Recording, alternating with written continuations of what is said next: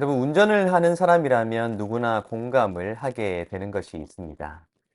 도로에는 참 많은 차들이 다니고 있고 참 많은 사람들이 운전을 하게 되지요. 다양한 운전의 특징을 가지고 있고 습관을 가지고 있으며 또 다양한 종류의 차들이 다니고 있는 것도 사실일 텐데요. 아무리 거칠게 운전을 하고 또 아무리 값비싼 차를 타고 다니는 사람들도 반드시 모든 사람들과 동등하게 행동하게 되는 때가 있다는 것을 우리가 발견하게 됩니다.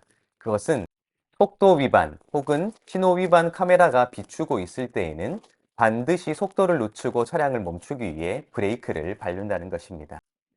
아무리 비싼 차를 타더라도 아무리 거칠게 운전을 하더라도 그것을 무시할 수가 없어 반드시 밟게 되는 것이 브레이크일 것입니다.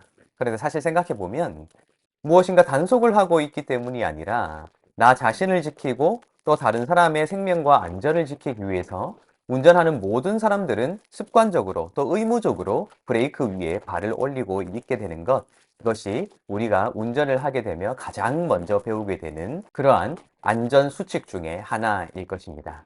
브레이크가 고장이 나거나 또한 브레이크를 제때 밟지 않으면 나 자신의 생명도 위험하고 다른 사람도 위험에 빠뜨릴 수 있기 때문에 반드시 적절할 때에 브레이크를 밟아주는 것, 그것이 모두를 위해 이 편리한 자동차를 이용할 수 있는 가장 중요한 기준 중에 하나라는 것입니다.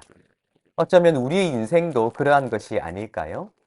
참 많은 사람들이 다양한 배경 속에서 다양한 목표를 위해 다양한 모습으로 인생을 살아가고 있지만 저마다 자신의 삶이 더 행복하기 위해, 더 아름답기 위해, 더 나은 가치를 추구하기 위해 반드시 인생에서 밟아야 하는 브레이크가 필요하다는 것입니다. 내 감정이 생각보다 앞서 나아갈 때에, 내 행동이 내 생각보다 앞서 나아갈 때에 그 감정과 행동이 나 자신을 다치게 하고 다른 사람들의 마음에 생채기를 낼 수 있기 때문에 반드시 그 감정을 멈추고 그 행동을 멈추게 하는, 또 때로는 내 말을 멈추게 하는 인생의 브레이크가 반드시 필요하다는 것입니다. 우리는 시편 43편을 오늘 함께 읽게 될 텐데요. 시편 43편은 시편에 수록되어 있는 노래들 가운데 제목이 없는 시 중에 하나입니다. 그런데 그 내용으로 미루어 볼 때 이 시편 43편은 시편 42편과 원래 하나의 노래였을 가능성이 굉장히 높아 보입니다.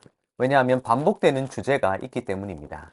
이 반복되는 주제는 42편 5절, 11절, 그리고 43편 5절에 각기 기록되어 있는데요. 제가 한번 읽어드리도록 할 테니까요. 한번 잘 들어보시기 바랍니다.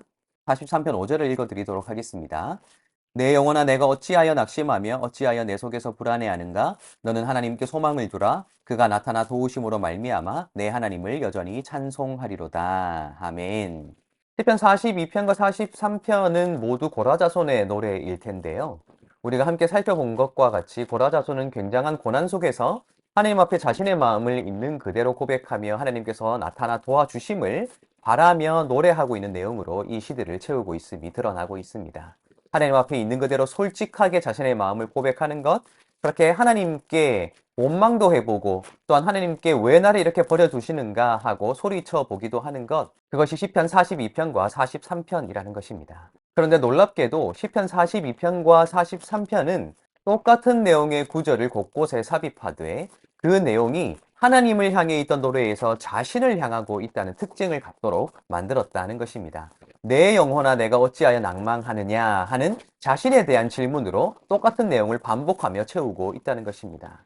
저는 이러한 특징을 통해 이 시인이 하나님께 자신의 마음을 있는 그대로 고백하고 하나님을 원망도 해보고 하나님 언제까지 나를 이렇게 버려두실 것인지를 하나님 앞에 따져가며 질문을 하는 모습을 보이면서도 그것이 더 지나쳐서 하나님의 하나님 되심을 침해하거나 하나님 앞에 서 있는 자기 자신의 존재를 하나님과 상관없는 존재로 만들 것을 두려워한 나머지 자신의 감정을 표현하는 것, 자신의 상황을 표현하는 것, 그렇게 하나님을 노래하는 중간중간에 조금씩 브레이크를 밟고 있는 것이 아닌가라는 생각을 해보게 되었다는 것입니다. 결국 시인이 자신의 감정이 지나쳐서 하나님을 향해 범죄하지 않도록 그렇게 자신의 감정이 자신의 상황을 지배하지 않도록, 그렇게 자신의 상황이 하나님을 바라보는 자신의 눈을 가리지 않도록 내가 하나님을 바라볼 것이라는 그러한 다짐으로 자신의 감정의 브레이크, 자신의 생각의 브레이크, 자신의 행위의 브레이크를 밟고 있다는 것을 우리가 발견하게 된다는 것입니다. 그럼 때로 우리가 신앙생활을 하며 배워야 할 지혜가 바로 이런 것이 아닌가라는 생각을 해보게 됩니다. 하나님은 우리의 연약함을 아시고 우리가 필요한 것이 무엇인지를 아시는 분이십니다. 또한 우리가 모든 어려운 상황들 속에서 하나님께 기도할 때 하나님은 우리의 기도를 듣고 응답하시는 분이시지요. 그런데 때로 우리는 하나님께서 우리의 기도를 들어주신다는 그러한 믿음이 지나친 나머지 우리의 입술로 손쉽게 하나님을 향해 범죄하고 있음에도 그 거룩한 하나님 앞에 내 감정을 생각 없이 내뱉고 있으면서도 그렇게 마치 하나님께서 하나님 되시고 내가 하나님 앞에 부족한 존재라는 사실을 잊어버린 양 전혀 절제되지 못한 내 모습을 발견하지 못할 때가 굉장히 많이 있다는 것입니다. 한국교회의 기도의 특징 가운데 하나가 바로 통성기도라고 하지요. 하나님 앞에 우리의 감정을 있는 그대로 소리치며 큰 소리로 기도하는 것 굉장히 중요한 일입니다.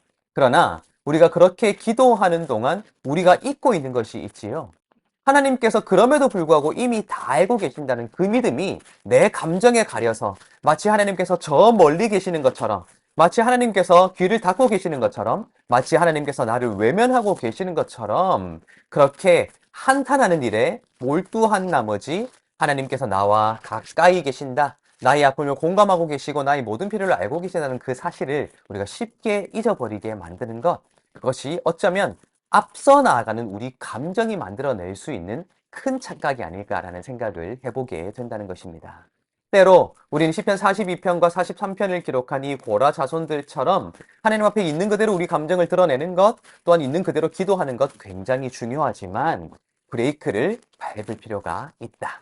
내 감정이 지나치지 않도록, 내 상황이 나를 지배하지 못하도록 그렇게 하나님 앞에 내 기도가 오히려 하나님의 거룩하심을 침해하고 하나님 앞에 범죄하는 것이 되지 않도록 나를 경계하고 나 자신에게 스스로 질문해보며 그렇게 나 스스로 기도하는 목적을 다시 한번 상기해보는 것, 그것이 어쩌면 시편 42편과 43편에 반복되고 있는 이 구절들이 우리에게 가르치고 있는 교훈, 즉 마스길이 아닌가라는 생각을 해보게 된다는 것입니다. 여러분, 기도합시다. 하나님 앞에 우리 감정을 있는 그대로 고백합시다. 그러나 그것이 너무 지나치지 않도록, 그래서 그 감정이 하나님과 우리 사이에 담이 되지 않도록 오늘 이 시인이 했던 것처럼 나 스스로에 대해 질문하며 그렇게 우리 인생에, 우리 기도에 필요한 브레이크를 살짝 밟아봅시다.